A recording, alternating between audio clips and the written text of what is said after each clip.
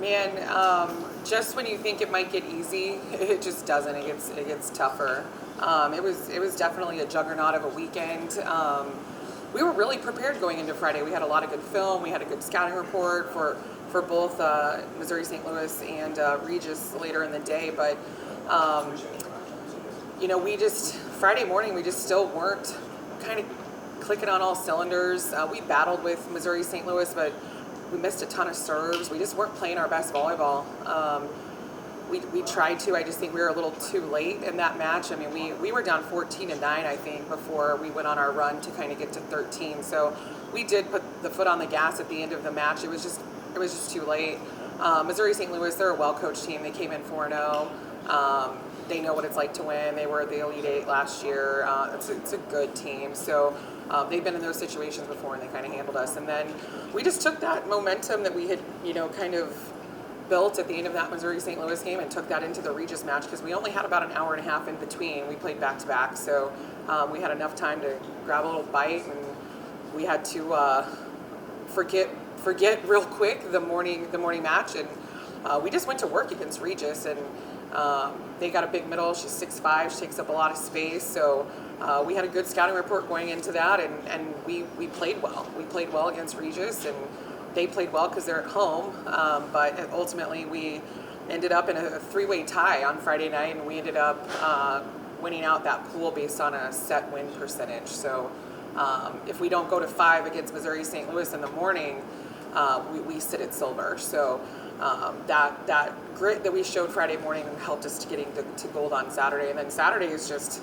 you got Concordia St. Paul first, and you wake up and you have to go to earlier than what you did Saturday morning, and then that match was at 9 o'clock in the morning. So you're at the gym at 7, you're up at 6, you're at breakfast at 6:15, you're on the road, you're there.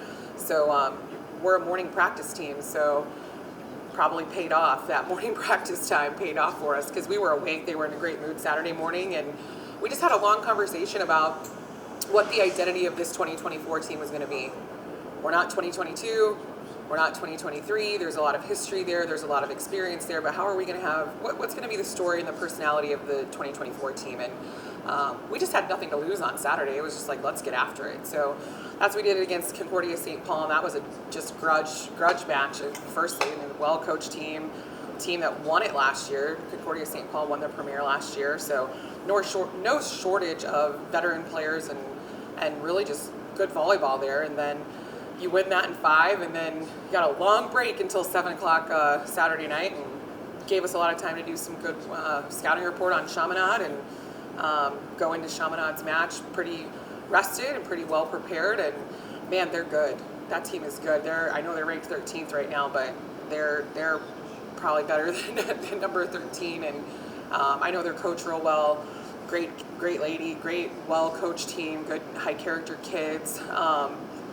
We just played well. We didn't make a ton of mistakes. We were battling. We were taking some risky swings out of system that paid off. And you started to see things start to click with some of the newer kids that haven't had all the experience out there. Angelina Oliver, she's a senior, but she hadn't played much in her time at WT. She stepped up big time this weekend. Casey Kavanaugh, she stepped up. She's having a real nice little freshman start so far, and just learning how to kind of get brushed to the side because you're 5'6", but she plays 6'5". She's blocking the 6'5" kid, so that was pretty great to see. And really just finding this team finding the chemistry. I think that's what I enjoyed seeing the most this weekend. Is just by the end of the match, I think we won 15-4 in the 5th set against Chaminade. That was just sheer let's get it done. We're having a good time. We have nothing to lose here, and let's get it done. Can you talk about? Go ahead. Sorry, Coach. You talked about just a very similar weekend to last weekend.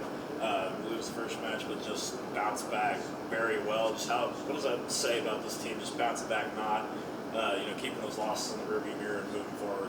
Yeah. I mean, I think that the kids that have not been in these pressure situations as of late, like we talked about Angelina, we have freshmen that we're playing. They got to learn how to deal with those pressure situations and just be okay and not feel like you have to do anything extra, and you need to stay disciplined and do your job. And I think that's something that I saw the newbie, they're not newbies, but the kids that have not had the experience that some of the old veteran returners have had. And you can see it in their body language. You can see it in their they'll start doing things we don't even practice. I'm like, Casey, we don't even practice that. What are you doing? So she's like, okay, coach, I got you, coach. So just seeing them grow through those pressure situations, because, man, you can practice game-like situations in your gym, but it's hard to recreate the pressure of those game-like situations when you're playing your own team. So just to see them just grudge through those together and really find that chemistry was awesome. It was awesome to see. Can you talk a little bit about Tatum? And she was named the Defensive Player of the Week for the Lone Star Conference. Just can you talk a little bit about her impact on the team? Tatum is like the silent assassin that is you just never have to worry about Tatum. I'll ask her after matches, like, hey, how are you doing? But, like, Tatum is just doing what Tatum needs to do every single day. She's busting it in the gym. She's going to block a whole bunch of balls. I mean, she blocked a set point against, I can't remember who it was for us to go to 5. It might have been Missouri St. Louis, where we, I think, won 25-23 in the fourth. And she just took care of business. Let's go to the fifth set. Her blocking at the net is, blocking is an underrated skill and stat line in volleyball, and she might not be getting a ton of blocks for points right now, but one statistic that we take on our bench is positive block touches, and her positive block touch numbers of slowing balls down defensively for our defense to be able to make really nice in-system digs so that we can run our offense. She's getting a ton of them. Her hands are all over that place. So Tatum's going to be Tatum, and I do need Tatum to get more offensive, and that's something we're talking about. In her defensive transition has to be quicker. She's got to be up. She's got to be available. So we'll work on that.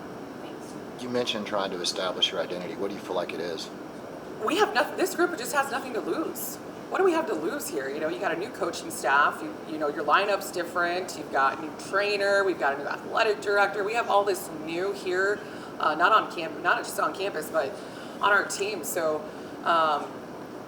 I think just thriving in that, we really don't have anything to lose. This group is just, they have the experience, of course. We're not taking anything away from their experience the last couple of years. It's really important for them to have those experiences, but it's also really important for the newcomers and the returners to kind of give themselves a little bit of grace and be like, hey, this season's going to be whatever we want it to be.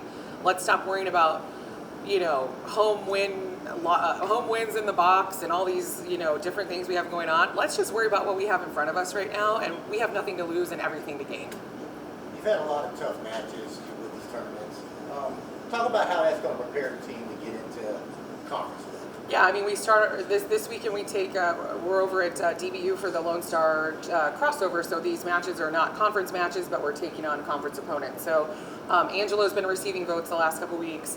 DBU's been receiving votes the last couple weeks. DBU was at their premiere with us. I think they won silver, so they're having a nice little season themselves.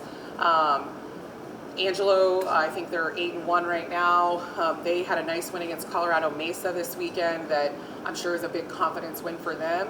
I can tell you without a doubt that West Texas A&M is battle tested and ready to go. We're now have played 2 weeks of just dog fights, it's just been dog fights. And so those experiences that we've had in the last couple of weeks, I think I feel like we're ready to roll into conference. In those 2 weeks, how much have they learned you and how much have you learned them? I think we've learned a lot from each other both ways. I'm learning that, I'm coaching them hard. We're getting coached hard. And I'm learning that who you need to coach hard with some love and who you can just coach hard. So just learning that and having real conversations with them so that they, after a match, it's like, hey, how are you? How are you feeling? How's it going? Talk to me. Let me know what's going on. Just building that trust. We're still building trust. So we're coaching them hard. We want to win games. So we're gonna get coached hard. You did say it was a new year, but the pressure of who WT is, especially the success they've had, leaves a target on their back no matter who they're playing. How are they handling that? We're flipping that. Why can't we go take out everybody else? Everybody else should have a target on their back too. Yes, we already know. We're going to stop talking about the things that we already know. We already know we have a target on our back. We already know everybody wants to be WT. How are we going to use that to our benefit? So that's some of the experience that I have, having been on the other side of that.